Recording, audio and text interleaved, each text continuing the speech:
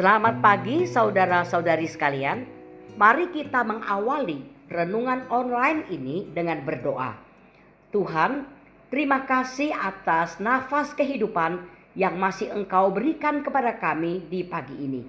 Saat ini kami mau membaca dan merenungkan kebenaran firman-Mu.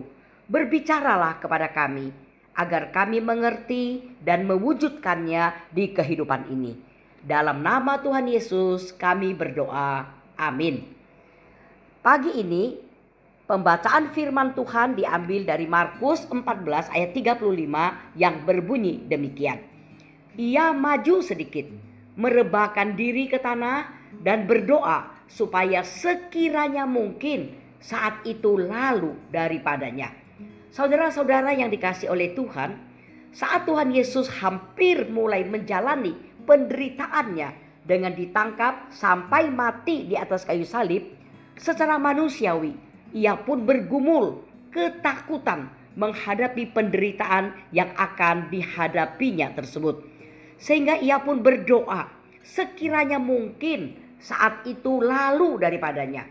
Tetapi ia pun sadar bahwa yang harus terjadi atas dirinya adalah kehendak Allah saja. Hal ini dapat terlihat dari Markus 14 ayat 36.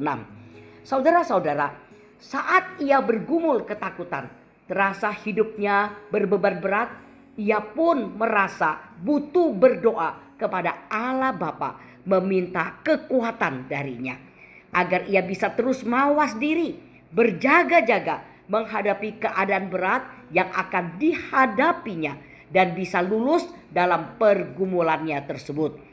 Saat-saat itu rupanya ia pun mau atau rindu murid-muridnya bisa mengerti keadaan yang melandanya dan bisa juga ikut terlibat berdoa bersamanya agar mereka pun bisa waspada dan berjaga-jaga serta sama-sama bisa lulus menghadapi pergumulan atau masalah berat yang akan terjadi di depan mereka. Tetapi sayang, para muridnya atau orang-orang yang dekat Tuhan Yesus saat itu memberi respon yang berbeda dengan kerinduan Tuhan Yesus. Yudas yang adalah muridnya saat itu acuh dengan kondisi Tuhan Yesus, tidak peduli pergumulannya. Ia cuma sibuk dengan rencananya sendiri yang mau menjual Tuhan Yesus yang ada di taman tersebut. Para murid Tuhan Yesus yang lain yang ada di taman tersebut, mereka pun tidak bisa mengerti kondisi kritis Tuhan Yesus yang sangat bergumul sehingga mereka duduk-duduk dengan santai saja di sana. Demikian juga dengan Petrus, Yakobus, Yohanes yang paling dekat posisinya dengan Tuhan Yesus. Mereka tidak peka dengan keadaannya sehingga tidak peduli dengan keresahan, ketakutan, pergumulan Tuhan Yesus. Mereka memilih yang paling nyaman bagi mereka, yaitu tidur saja. Maka Tuhan Yesus harus seorang diri maju menghadapi pergumulannya. Ia harus seorang diri menjalani misinya yang sulit tersebut tanpa ada seorang pun yang mau bersama dia, mau mengertinya, mau mendukungnya dalam doa. Saudara-saudara, dalam misi Allah menyelamatkan manusia di dunia ini, ia sangat membutuhkan umatnya mau bersamanya mendukung atau meneruskan misinya bagi dunia ini. Dan ia pun membutuhkan umatnya untuk bisa mendukung dalam doa agar ada kuasa Allah menolong bagi kelancaran jalannya misi keselamatan di dunia ini. Bagaimana respon umatnya, khususnya kita atas hal ini? Apakah kita peka dengan kerinduan hati Allah ini?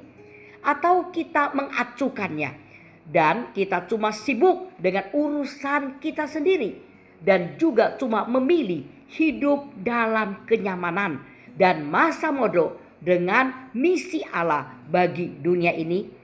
Kiranya Tuhan menolong kita peka dan mengerti hatinya yang mau mengerjakan misi Allah bagi keselamatan manusia di dunia ini. Amin.